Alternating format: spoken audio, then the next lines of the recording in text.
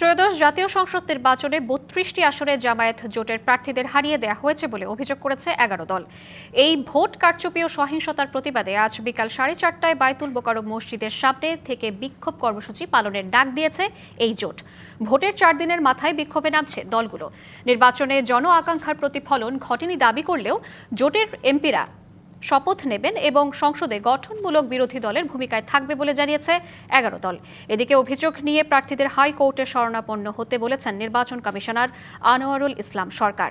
রবিবার 4 নির্বাচন কমিশনারের সাথে বৈঠকের পর জামায়াতে ইসলামীর সহকারী সেক্রেটারি জেনারেল হাবিদুর রহমান আজাদ বলেন, বিভিন্ন আসনে ভোট কারচুপির অভিযোগ করার পরও তড়িঘড়ি করে গ্যাজেট প্রকাশ করেছে নির্বাচন কমিশন।